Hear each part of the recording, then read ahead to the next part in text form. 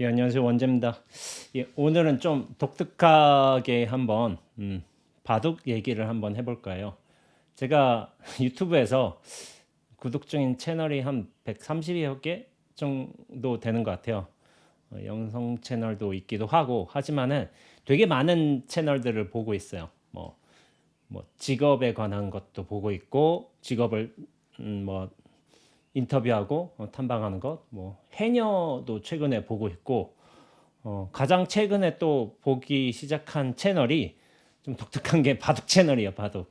근데 저 바둑을 둘 줄 몰라요. 바둑에 관심도 없어요. 예전부터 그다지 관심이 가지 않았고 장기 뭐 이런 건 둘 줄 아는데 오목은 두죠. 오목도 두고 하는데 최근에 어떤 분께서 저한테 이제 오목 잘 둔다고 이제 뭐 이렇게 대국을 신청하시는데 저한테 3전 3패를 아마 하셨을 거예요. 실력을 좀 갈고 닦으셔서 다시 한번 도전해 주시기 바랍니다. 그러나 이제 바둑은 저하고는 굳이 관련 없었어요. 저희 부친께서 그리고 작은아버지께서 바둑은 굉장히 좋아하셨어요. 주변에 바둑을 또 잘하는 사람은 몰라요.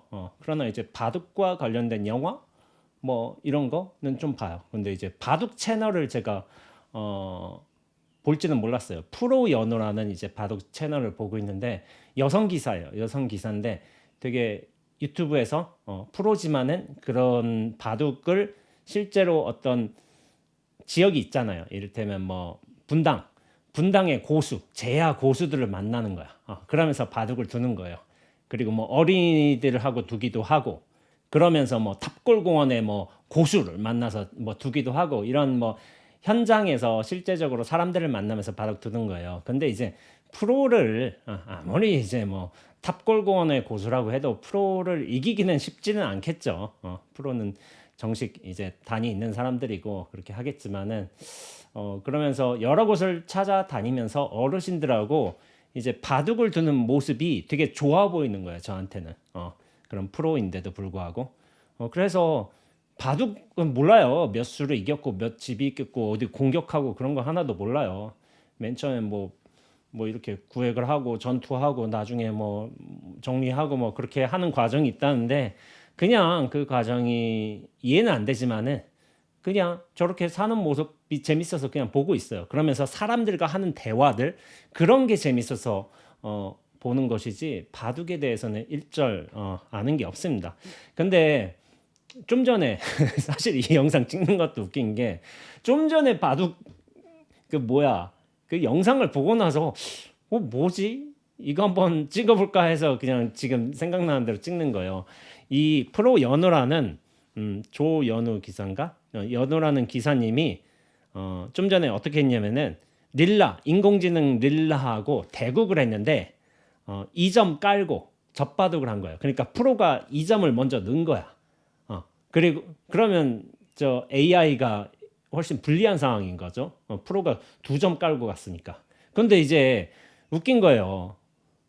프로가 졌어요. 제가 알기로 인공지능 이제 릴라는 벨기에 어떤 사람이 만든 프로그램이라는 거예요. 근데 그래서 인공지능 해가지고 다른 경기를 또 찾아봤어요. 그러니까 무슨 경기가 나오냐면은 그 우리나라에 신진서 구단이라고 있나 봐요. 굉장히 잘하시는 유명하신 분이겠죠, 당연히. 그러니까 나왔는데 중국의 AI 골락시하고 대결했는데 이거는 이제 젖바둑이 아닌 거예요. 그냥 공평하게 대결을 한 거죠. 그런데 결과적으로 어떤 일이 벌어졌냐면은 69수 만에 신진서 구단이 돌을 던졌어요. 이제 골락시한테 진 거예요. 그러면은 골락시가 잘하느냐? 잘하죠. 골락시를 제가 알기는 칭화대학에서 만든 인공지능 바둑 프로그램인 거예요. 그런데 신진서 구단만 진 게 아닌 거예요. 모든 프로 기사들이 이 AI 골락시 포함해서 나중에 뭐 죄이라는 뭐 AI도 있는데 그 모든 기사들한테 다 이기는 거예요. 인공지능 프로그램이. 사실 이 바둑에 대해서 인공지능이 들어오게 시작한 게 언제냐면은 2010년도 중반대라고 해요. 제가 알기에는. 원래 체스, 외국에서는 체스가 유명하죠. 체스에 인공지능이 이미 개발이 됐어요. 왜냐하면 외국에서 유행한 놀이이니까. 그래서 모든 경우의 수를 다 계산해서 체스 인공지능이 이미 인간 최고 실력을 가진 어떤 기사들을 압도하기 시작한 건 이미 오래전부터라고요. 근데 이 바둑은 그렇지 않을 거라는 예상이 좀 강했어요. 약간 이거는 동양의 어떤 자부심이라고 할까? 예, 물론 바둑이란 게 뭐 놀이 게임이기도 하지만은 이것이 단순히 이제 놀이 차원이 아니라 어떤 동양의 어떤 깊은 사상을 담고 있다든지 한 사람의 어떤 철학이 드러난다든지 이 19줄 19줄의 어떤 361개의 어떤 점에서 모든 인생과 철학과 역사와 어떤 사람의 개성과 어떤 전략과 모든 것이 다 드러난 어떤 동양 사상의 총체라는 믿음이 있어가지고 이 바둑은 결코 인공지능에 의해서 정복당하지 않는다 이런 믿음이 있었던 거예요 과거에는. 그런데 구글이라든지 여러 이제 페이스북이라든지 여러 미국의 유명한 이제 기업, 거대 기업에서 이 바둑에 대한 인공지능, 딥러닝을 통해서 인공지능을 연구하기 시작하고 그 자료들을 모으고 실제적인 프로그램을 만들고서 그것을 현실에서 프로 기사들과 접목시켜본 결과 모든 프로 기사들을 이기는 거예요. 동양의 어떤 자부심이 그냥 무너진 거야. 바둑은 절대로 패하지 않는다. 인간의 창조성, 이 무한한 경우의 수를 대하는 인간의 어떤 수많은 상상력 이거는 절대로 정복되지 않는다는 믿음이 있었지만은 실제적으로 결과상으로 뭐 중국의 커제 구단이라든지 이세돌 구단 같은 경우도 알파고한테 결과적으로 지게 됐죠. 그러니까 알파고가 공식적으로 유일하게 지게 된 유일한 경우가 뭐냐면은 그게 그 이세돌 구단하고 했던 경기 2016년 3월 8일 그게 인공지능 알파고가 유일하게 인간에게 지게 된 게임이라고 공식적인 어떤 보도가 되어 있죠. 그 이후로 수많은 이제 여러 인공지능 바둑 프로그램이 나온 거예요. 근데 세계의 유명한 기사들이 다 졌어요. 60전 60패 말하자면 뭐 그렇게 됐어. 알파고가 그 초기의 어떤 모델이었어요. 구글에서 나온. 근데 그 이후로 프로그램이 더 나온 거예요. 중국의 죄이가 있겠고 칭화대학에서 만든 골락시가 있겠고 뭐 벨기에 만든 릴라 제로가 있겠고 한국 바둑이 뭐 그리고 엘프 오픈고 이거는 페이스북에서 만들었나 아마 그랬을 거예요. 수많은 바둑 이제 프로그램이 나왔는데 인공지능 그거를 못 이기는 거예요. 이제 프로 기사들도. 그러니까 어떤 사태가 벌어졌냐면은 프로 기사들도 지금에는 인공지능을 상대로 대국하면서 익히고 있어요. 지금 기술들을. 보통 제가 알기로는 프로 기사들 같은 경우에는 바둑을 둘 때 몇 수 앞까지 보느냐 할 적에 예전에 이창호 구단의 어떤 기사를 봤었는데 100수 앞까지 본다는 거예요. 두 가지 경우 뭐 일단 여러 수들이 있겠죠. 수들이 있는데 가장 확률이 높은 나한테 유리한 두 가지 경우를 두고서 이것도 백수를 보고 저것도 백수를 보고 한다 이거예요. 물론 이제 그게 시간 제한이 있겠죠. 어느 시간 사이에 탁탁탁탁 본다면 이제 백수가 나오겠죠. 근데 어느 수치에서 봤어요. 알파고는 몇 수를 보느냐? 몇 수 볼까요? 10만 수를 본대요. 10만 수. 그러니까 백수하고 10만 수 뭐야? 1000만, 10만, 1000배 차이네. 1000배나 더 넘게 보는 거야 인간보다. 그런데 그렇잖아요. 바둑이 361개 점에서 그렇게 수를 놓는 것이지만은 여기에 놓을지도 모르고 여기에 또 천수가 될지도 모르고 여기에 또 뭐 몇 수가 될지도 모르고 이런 거를 다 계산하면은 바둑 하나로부터 생성될 수 있는 게임의 양상들이 그 무한대에 가까운 거예요. 무한대에 가까운 거. 그러니까 그걸 볼 수 있는 사람이 있을까요? 근데 인공지능도 그걸 계산하는 속도가 있단 말이에요. 그 속도 시간만 주어진다면은 그걸 다 계산하고서 자신에게 가장 유리한 최적의 수를 결정한다는 거야. 근데 이게 웃긴 게 이창호 구단이 예전에 어떤 내가 최악의 수를 다 면하고 일단 내가 살아나갈 수 있는 두 가지 수가 있단 말이야. 그러면은 어떤 때 고민이 되냐면은 이 두 가지 중에 어떤 거를 선택해야 될지 그게 혼동이 돼가지고 결정하기가 힘든 경우가 많다는 거예요. 근데 알파고나 인공지능은 거기에 대해서 고심을 안 한다 이거야. 왜냐하면 여기가 승률이 51%야. 저희가 49%야. 그러면 당연하게 51%로 간다 이거예요. 그게 이미 다 계산이 돼 있기 때문에. 그러나 사람은 여기가 60인지 40인지 40인지 60인지 이게 잘 계산이 안 되는 거예요. 그리고 어떤 감정이나 상태 따라서 약간 혼동이나 착오도 있다는 거야. 그러나 인공지능은 그런 혼돈이나 착오가 없다는 거예요.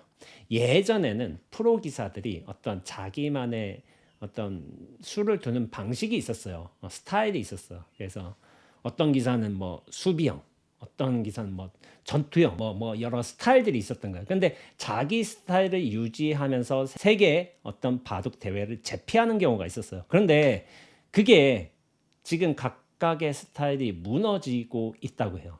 왜냐하면은 바둑이란 게 자기만의 스타일이 있다 하더라도 어떤 실력, 기풍이 있다 하더라도 바둑은 결과적으로 이겨야 되는 거예요. 이긴 사람이 승리자인 거예요. 그 스타일이 아무리 고귀하다, 멋있다, 그리고 참 차분하다 이런 식으로 평가받는다 하더라도 이기는 사람 앞에서는 할 말이 없는 거예요. 바둑은 이겨야 의미가 있어요. 근데 알파고는 이를테면 인공지능은 자기 스타일도 없어. 기풍도 없어. 고민도 없어. 다만 시간이 주어질 뿐이죠. 최고의 승률을 위해서 최적의 자리에 선택을 하는 것뿐이에요. 그러니까 거기에 혼동이 없는 거예요. 그때. 그러니까 요즘 프로 기사들도 AI하고 대국을 한대요. 왜냐하면은 전혀 생각하지 못한 경우의 수를 통해서 이렇게 나왔는데 나중에 알고 보면 이게 맞아 하면서 여기서 배우는 요소들이 있는 거야. 그리고 AI가 모든 것을 계산한다는 거예요. 그러니까 내가 어느 자리에다 돌을 놓는다면 여기를 돌을 놓음으로써 그러니까 내가 따질 수 있는 승률이 얼마나 높아지는지 다 계산이 된다는 거예요. 그래서 요즘에 아이러니한 게 그 프로 기사의 어떤 실력을 어떻게 매기냐면은 이렇게 매긴다는 거예요. AI가 두는 경우와 일치율이 몇 프로가 되느냐. 그래서 이를테면 그렇죠. 신진서 구단이 AI와 뭐 86.61%로 일치한다 한다든지 뭐 중국의 커제 구단이 뭐 85.7%로 일치한다.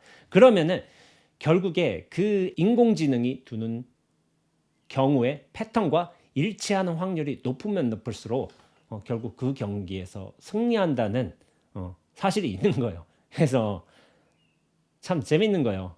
예전에 바둑에 대한 어떤 당신만의 어떤 자부심을 가지고 뭐 철학도 가지고 이것은 절대로 건들지 못한다는 믿음을 가진 분들이 2016년 전에는 절대로 인공지능이 프로 기사들을 이기지 못해 이런 믿음을 갖고 있었어요. 그런데 이세돌 기사가 알파고와의 대국에서 4대1로 패하면서 그런 믿음들이 다 꺾이기 시작한 거야. 그런데 알파고는 초기 모델이었어요. 구글에서 만든. 근데 그 이후에 뭐 죄이라든지 골락시, 릴라제로, 바둑이, 엘프 오픈고 더 많이 업그레이드 돼 있어요. 알파고가 10만 수를 본다면은 잘 모르겠지만 지금은 100만 수, 1000만 수도 보는 이제 인공지능들이 나오기 시작한 거죠. 그러니까 요즘에 대국을 하면은 죄이 골락시를 이기는 프로 기사가 하나도 없는 거예요. 근데 이기는 건 둘째치고 다지니까 지금은 프로 기사들이 2점을 미리 두고서 젖바둑을 둔다는 거예요. 워낙 이기기 힘드니까 2점이면 거의 다 패한대요. 다 패하고 3점이면 어쩌다가 이기기도 하는데 그러나 인공지능이 이기는 확률이 승리하는 확률이 훨씬 더 높다고 해요. 그러니까 2점은 반드시 패하고 3점은 잘하면 이긴다. 그런 식으로 되어 있는 거예요. 그래서 참 이 AI라는 게 참 대단한 수준까지 왔구나. 참 바둑은 절대로 정복되지 않으리라고 동양의 수많은 이제 사람들이 바둑 애호가들이 그렇게 믿었건만 지금 2016년 이후로 6년이 지난 지금 시점에는 모든 프로 기사들이 AI와 대국을 하면서 자신의 실력을 키워가고 있는 거죠. 근데 그게 좀 좋지 않다는 평가가 있어요. 예전에 어떤 프로들의 어떤 기사에 기풍만큼 여러 기풍들이 나오지 않고 어떤 AI야 천편일률적인 방식으로 이렇게 간다라고 생각하고 있지만은 사실 이거는 프레임의 전환으로 보는 것도 맞을 것 같아요. 예전엔 사람을 절대로 기계가 아무리 계산이 이기지 못한다 했지만은 사실 그 딥러닝을 통한 수많은 경우의 수를 축적한 인공지능을 이제 사람이 이기지 못하는 거죠. 기계는 흔들림도 없어. 그리고 혼돈에 빠지지도 않아. 그러면서 오로지 유리한 경우의 수만 그렇게 찾아가면서 합리적인 선택을 한다는 거야. 그거를 수많은 지식 정보를 갖춘 이제 AI를 인공지능을 이제 이기지 못한다는 거죠. 그런데 AI의 특징이 뭔지 알아요? AI 이게 우리가 사람으로서 생각하고 배우고 하게 되는 여러 이제 수들이 있잖아요. 이게 놓는 수가. 근데 대부분의 프로 기사들이 하는 말들이 뭐냐면은 이 행마가 사람의 모습이 아니라는 거예요. 여기다 갑자기 돌연히 여기다 탁 넣었는데 왜 저기다 놨지? 라는 생각을 하게 된다는 거예요. 저기다 놓을 때가 아닌데? 하고서 저건 악수라는 생각을 한 거예요. 나쁜 수. 그런데 나중에 바둑판을 그렇게 이어가다 보면은 저게 정수였던 거예요. 정수. 프로들이 백수를 읽는다고 하잖아요. 그 백수 안에 안 보였던 거예요. 왜냐하면 AI는 뭐 10만 수, 100만 수를 보게 되니까. 근데 나중에 결과적으로 보면 저게 정수였다는 거야. 그러면서 사람의 어떤 기본 상식과 패턴으로서는 저게 바른 행보였는지 모르겠지만은 나중에 결과적으로 그렇게 된다는 거예요. 그러니까 어떤 신의 한 수라는 거예요. 신의 한 수. 전혀 예상치 못한 그러나 결과적으로 딱 맞아 떨어지는 어떤 승패를 가르게 만드는 그런 신의 한 수가 미리미리 이렇게 들어가 있었던 거예요. 그러니까 사람의 범위를 넘어서는 거예요. 넘어서니까 사람은 이길 수 없죠. 그러면서 요즘 시대 당연히 프로 기사들은 AI를 통해서 배우는 거예요. 신과의 대국이 있었다면 예전에 그런 말들이 많이 있었는데 바둑의 신과. 근데 지금은 그게 구현이 됐죠. 인공지능과 대국을 한다면 결국에 바둑 신과 대국을 하는 거예요. 그러나 전 세계적으로 그 어떤 프로 기사도 공정한 대결에서 아무도 AI를 못 이기게 됐어요. 그럼 신 맞죠? 그 누가 인공지능 이기겠어? 이렇게 수많은 뭐 신진서 구단이며 여러 프로 기사들이 인공지능한테 지는 모습들을 보면서 약간 이런 생각을 했어요. 뭐냐면은 저 인공지능 이길 수 있는데 하면서 제가 어떻게 이길까요? 내가 이길 수 있어. 나 바둑 몰라. 근데 나는 이길 수 있어. 이런 생각을 하게 된 거예요. 좀 어떻게 이길 수 있을까요? 이게 좀 농담처럼 들릴 수 있겠지만은 이길 수 있는 방법은 있어요. 이길 생각을 안 하면 돼요. 근데 이게 지금 이 영상을 보시는 분들은 농담같이 들리잖아요. 제가 하는 말이. 이길 생각을 안 하면 이긴다. 그게 말이 되는 소린가?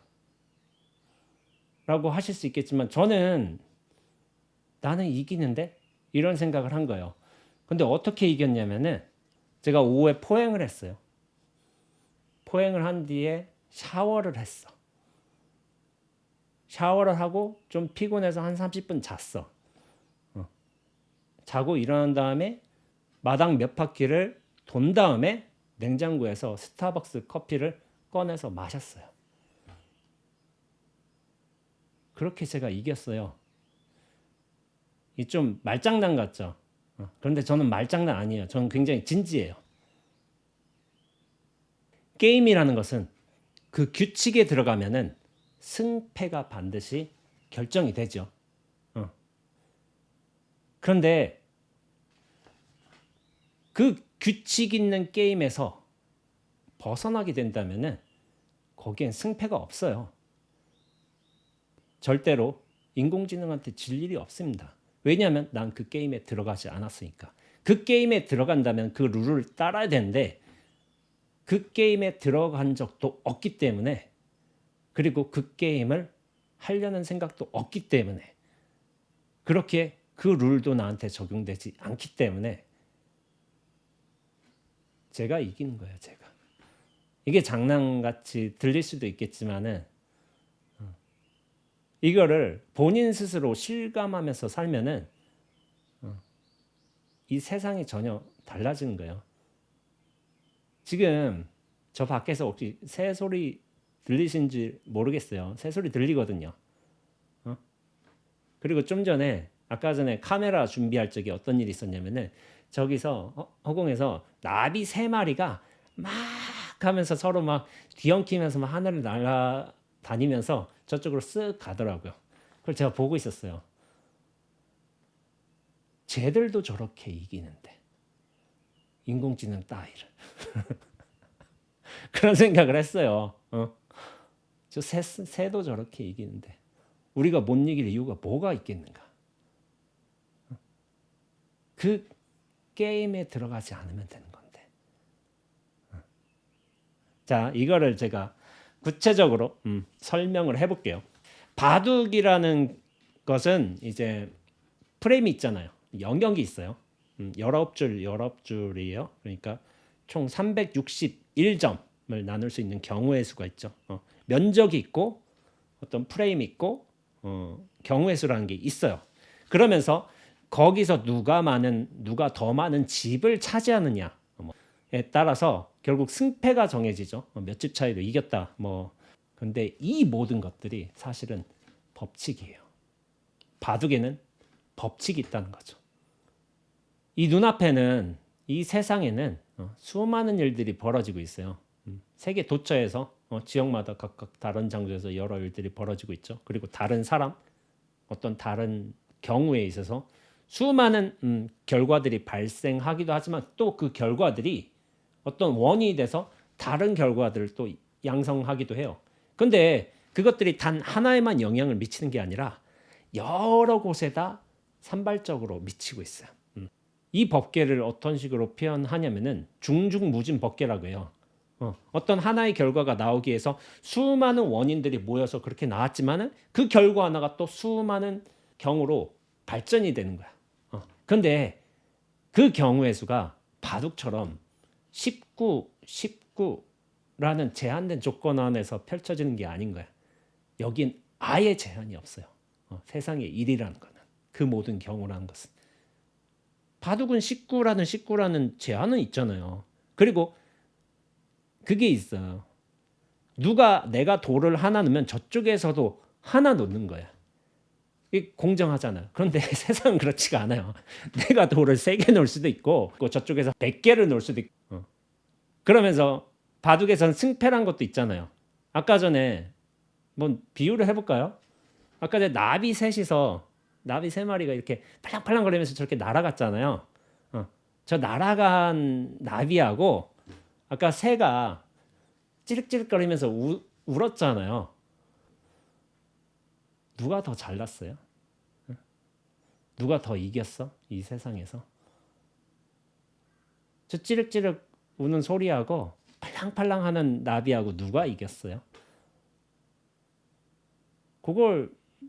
저건 모습이고 저건 소리이기 때문에 이기고 짐을 따질 수가 없다라고 할 수 있겠는데 그렇다면 저 찌륵찌륵 운 새하고 까마귀 까악까악 한다면 같은 소리잖아. 누가 이겼겠어요? 까악 데시벨 소리가 더 크니까 그게 이겼다고 생각할 수 있겠지만은 그거는 우리가 어떤 룰을 가질 때 그런 거예요. 판단 분별의 기준을 가질 때. 근데 이 기준을 가지지 않은 상태에서 룰이 없고 법칙이 없는 상태에서 누가 이겼어? 라고 말할 적에 그 자신 있게 말할 수 있어요? 그 말할 수 있는 상황 없어요. 왜냐하면은 모두 이겼기 때문에. 저 나비도 이겼고요. 찌륵찌륵 새도 이겼고 까마귀도 이겼어.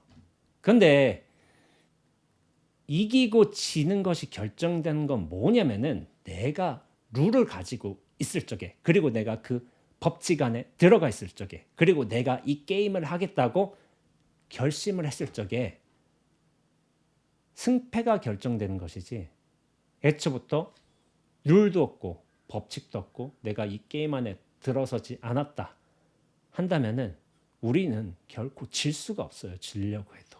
왜냐하면 그것 자체가 아예 없기 때문에. 그러나 사람은 져요. 항상 중생은 져. 왜냐하면 그 룰, 게임, 원칙 안에 들어서 있기 때문에.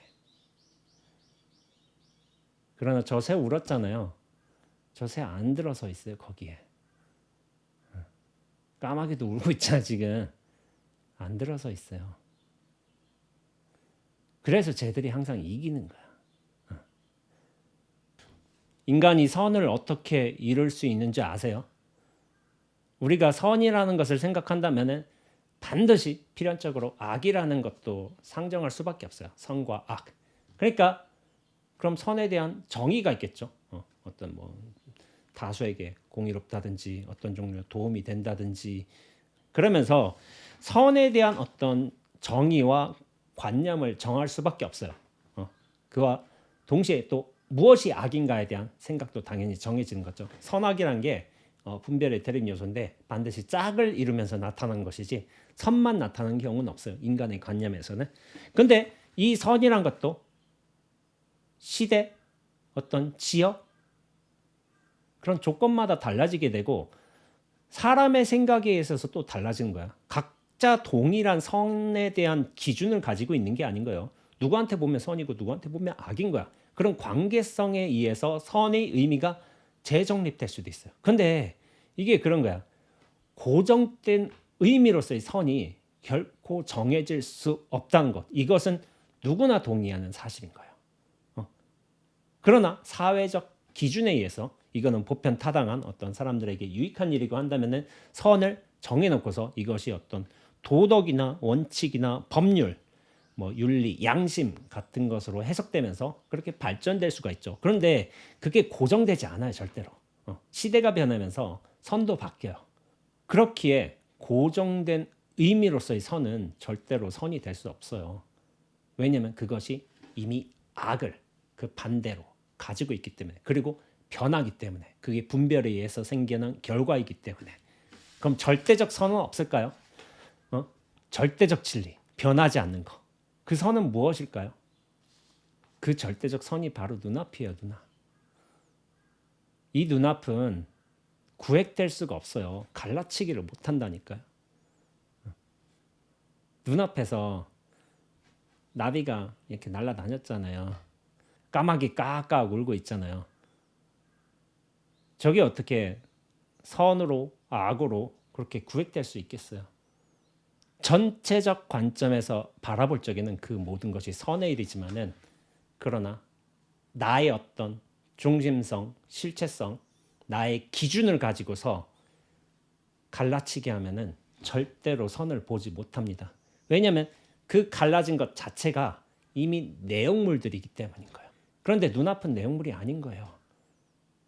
시비, 선악, 유무, 애증에 의해서 분별된 내용물을 우리가 보고는 있지만은, 그리고 그것을 취착하려고 생각도 그래요. 어떤 생각은 가지려고 하고 어떤 생각은 버리려고 해요. 그런데 우리가 그 분별하려는 마음을 내려놓을 수만 있다면은 그것은 동시에 무엇을 뜻하냐면은 우리의 중심성과 실체성이 같이 내려간다는 의미인 거예요. 중심 실체성이 약화되면은 결국 내가 분별하는 생각의 밀도, 거기에 대한 집착의 정도도 분명히 얕아지게 되어 있습니다. 그래서 그렇게 나라는 존재의 어떤 실체성, 중심성, 그리고 생각에 대한 집착, 분별심을 확 내려놓을 수만 있다면은 뭐가 드러나냐면은 눈앞이 드러나요. 눈앞이. 이 눈앞이 절대의 선인 거예요. 절대의 선. 왜냐하면은 바뀔 수 있는 선은 진짜 선이 아닌 거예요.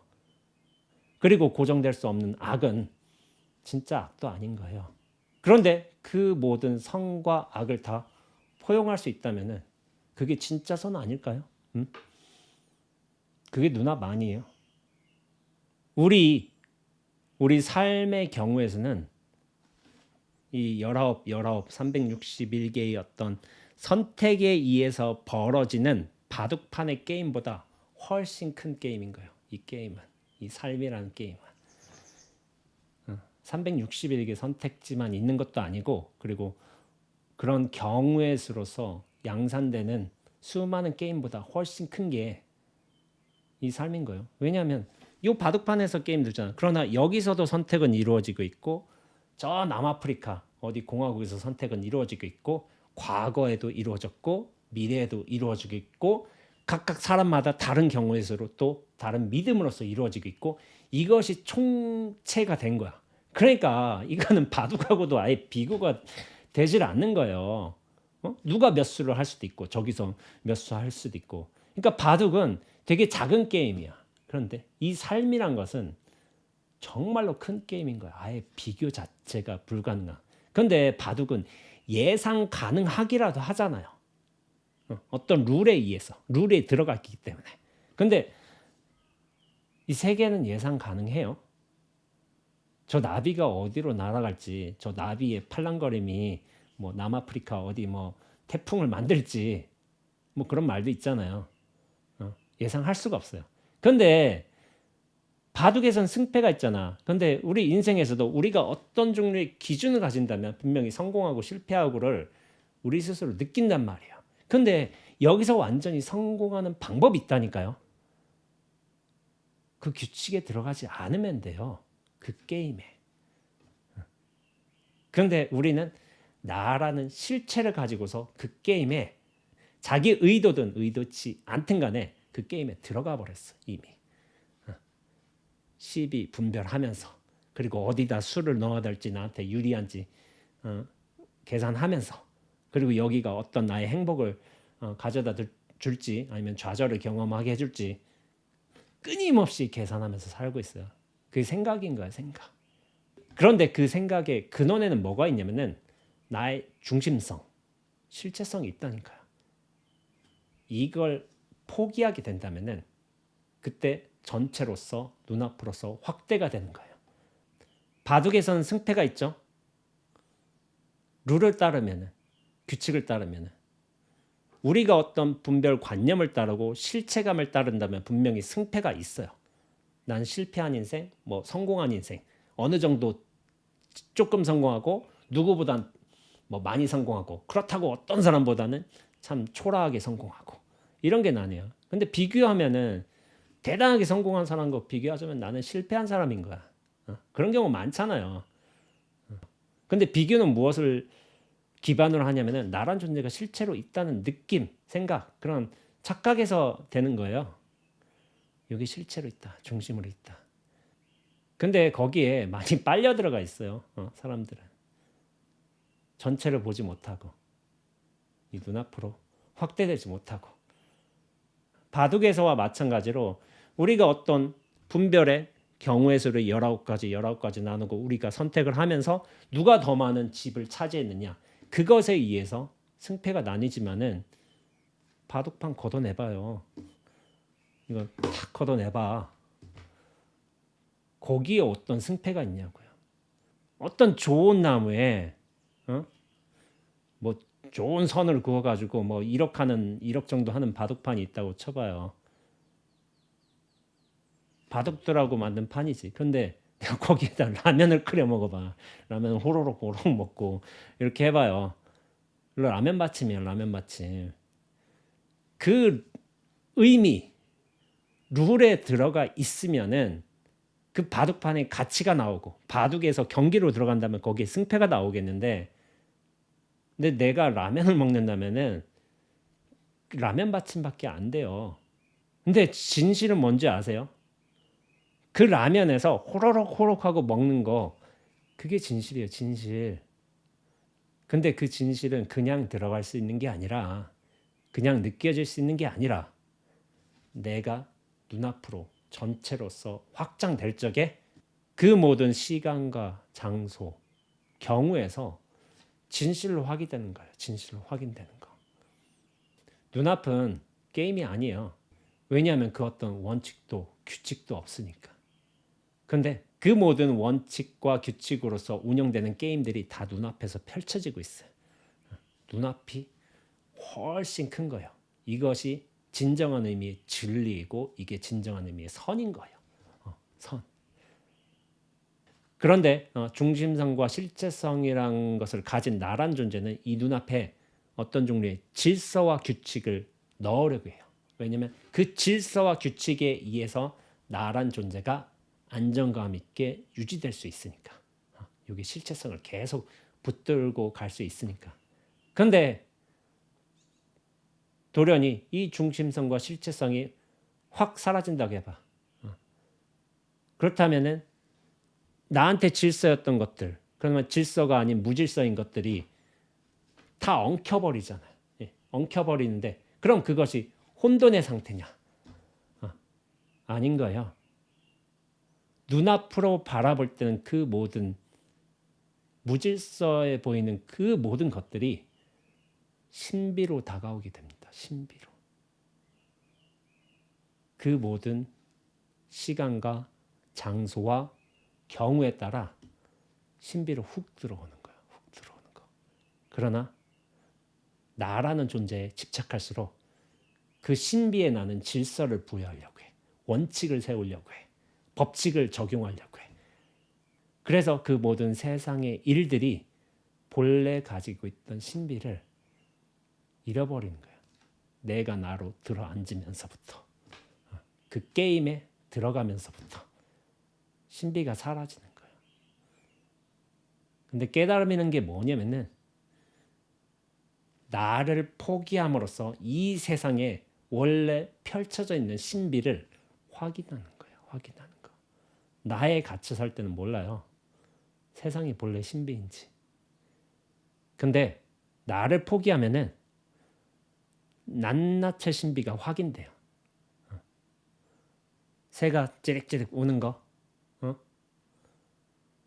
그리고 까마귀 까까악 우는 거, 나비 팔랑거리며 날아가는 거, 개미가 어떤 벌레를 물고서 자기 집으로 막 끌고 가는 거, 커피 맛이 달콤한 거, 낮잠 자고 일어나서 약간 찌뿌둥한 거,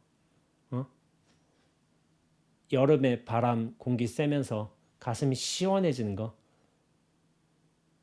그 모든 세상의 일들이 신비지만은 나라는 과정, 통로를 거치면서 신비가 쓱 들어오기도 하고 눈앞에서 나라는 과정을 통해서 숨을 쉰다든지 이렇게 소리가 난다든지 이렇게 손가락이 드러난다든지 이 모든 신비가 펼쳐지고 있는 거예요. 들어오고 나가고 하는 거예요. 그런데 이게 이 눈앞이라는 전체 통에서 벌어지고 있는 거예요. 그래서 제가 눈앞으로 전체로 확대되어야 한다라고 말씀드리고 있는 겁니다. 그렇게 확대되었을 적에 그게 진짜 이기는 거예요. 제가 앞서서 저 AI 인공지능 어떻게 하면 이길 수 있을까 말씀드렸잖아요. 포행 가고 샤워하고 낮잠 자고 일어나고 마당 몇 바퀴 돌고 커피 한 잔 마시고 어떻게 이기냐면은 이 전체로서 눈앞으로서 보고 듣고 느끼고 생각하고 그 모든 것들을 경험하면서 나를 통로로 쓸 적에 다 이기는 거예요. 다 이기는 거. 결코 질 수가 없어요. 왜냐하면 이 눈앞에는 원칙도 없고 질서도 없고 법칙도 없고 그렇기 때문에 이기고 짐이 없기 때문에 그래서 언제나 승리하는 거예요. 눈앞은. 이런 말이 가능한 거예요.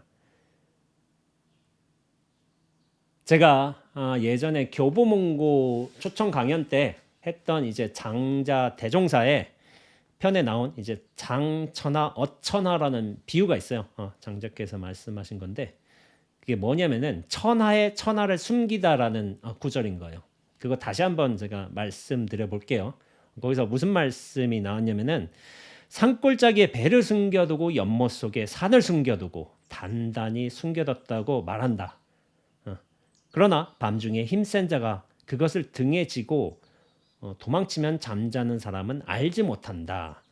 사물은 크고 작건 간에 각기 숨겨둘 수 있는 공간이 있다. 그래서 도둑이 그것을 훔쳐서 도주할 곳이 있다. 하지만 천하를 천하에 숨겨두면 훔쳐서 도주할 곳이 없게 된다. 라는 이제 말씀이 있어요. 원래 이제 우리가 물건을 가지고 있다고 쳐봐. 내가 어떤 물건을 가지고 있죠. 근데 그 물건이란 것은 분명히 모양과 크기가 있어요. 그리고 내가 가질 수도 있고 어디다 옮길 수도 있고 또 누군가가 훔칠 수도 있고 내가 뺏길 수도 있는 거잖아요. 그렇기 때문에 나는 감출 수도 있고 그럴 수도 있는 거야. 이게 참 비슷한 거예요. 바둑처럼 어떤 특정 구역이 있어. 그리고 모양이 있어. 원칙이 있어. 그러니까 내가 어디다 놓을 수도 있어. 바둑알 같은 것도 놓을 수가 있죠. 그러면서 내가 누군가의 땅을 뺏을 수도 있어. 그래서 내가 유리할 수도 있어. 그러니까 훔치고 뺏음도 가능한 거예요. 그러니까 내가 더 많이 소유할 수 있는 거죠. 그럼으로써 이제 바둑에서는 승패가 갈리게 되는 거예요. 모양과 원칙과 구역과 어떤 반드시 경우의 수가 한정적으로 존재하고 있으니까. 그런데 구역도 없고 경우의 수도 없고 이름도 없고 승패 없는 경우도 있어요. 그게 뭘까요? 그게 눈앞이에요. 눈앞은 구역이 없어요. 경우의 수도 없어. 왜냐하면 이게 이미 무한을 품고 있기 때문에. 승패? 제가 말했잖아요. 나비의 팔랑거림과 저새의 찍찍거림과 누가 이겼냐고. 거기 승패 없어요. 그게 장자에서 이런 식으로 비유된 거예요. 내가 뭔가 소중한 것을 얻었어. 정말 이게 소중한 거야. 근데 그 소중한 게 뭐냐면은 천하인 거야. 천하를 얻었어. 나라는 중심성과 실체성을 확 벗어난 거예요. 눈앞으로 돌아가신 거예요. 천하를 얻었어. 그럼 그런 느낌이 날 수가 있어요. 천하를 얻었다. 그런 느낌이 나기도 해요. 그런데 이 천하를 얻었는데 내가 누구한테 뺏기기 싫어. 근데 이 천하를 어떻게 하면 남한테 들키지 않고 내가 가질 수 있을까라고 어떤 사람이 고민한 거야. 이 고민의 끝에 기발한 방법이 생각이 났어. 이 천하를 아무한테도 들키지 않고 내가 가지려거든 어떻게 되지? 라고 생각하다가 천하를 천하에 숨기면 되겠구나. 그러면 아무도 못 찾아. 아무도 뺏어갈 수가 없어. 근데 그거 생각을 누가 하겠어요? 천하를 천하에 숨겨둔다는 생각을. 천하는 원래 있잖아. 그걸 어떻게 뺏어? 저게 보물인지 알겠어? 저 나비의 팔랑거림이 저 새소리가 보물인지 알겠어요? 저게 신비인 줄? 모른다니까요. 원래 저렇게 있다고 생각하겠지 그냥. 이 삶의 진리를 신비를 이 천하의 신비를 천하 속에다 숨겨놓는 거야. 그러면은 아무도 못 찾겠지라고 생각한 거야. 그러면 이 천하는 얻을 수도 없고 잃을 수도 없어. 숨길 수도 없고 보이지 않을 수도 없고 그 어떤 구역이 있을 수도 없어요. 근데 모든 일들이 다 벌어지고 있어. 그런데 이게 묘해요. 나라는 존재에 갇혀서는 이 천하를 결코 찾지 못해요. 유일하게 찾을 수 있는 방법이 뭐냐면은 내가 천하가 되는 것뿐이에요. 그러면 천하에서 그 모든 일들이 낱낱의 인연과 경계로 펼쳐져 있음을 확인하게 되는 것뿐이에요. 다른 식으로 얘기해 볼까요? 누가 눈앞이라는 진리를 찾았다고 해봐요. 야, 이 눈앞을 어디다 숨겨두지? 야, 이 소중한 눈앞을 어디다 숨겨두지? 하고서 생각하다가 옳지. 눈앞을 눈앞에다 숨겨두자. 그럼 아무도 못 찾겠지. 하면서 우리는 이미 눈앞을 살고 있어요. 얻을 수도 없고 떠날 수도 없어. 여기엔 구역도 없어. 경우의 수도 없고 이기고 지는 것도 없어. 언제나 눈앞인 거야. 이 찾을 수 없는 눈앞을 찾아야 되는 거예요. 그러나 나를 가지고서는 이 눈앞을 결코 찾지 못한다. 이런 말씀을 드리면서 이 새소리와 이 바람과 저 풀의 나부김이 모든 증명법사가 된다는 말씀을 드리면서 그렇게 모든 존재와 인연들이 언제 어디서든 어떤 방식으로든 진실하게 승리하는 증명법사로 이 삶의 환희와 신비로서 가득하다는 그런 말씀을 드리면서 이번 영상 마치도록 하겠습니다. 예, 감사합니다.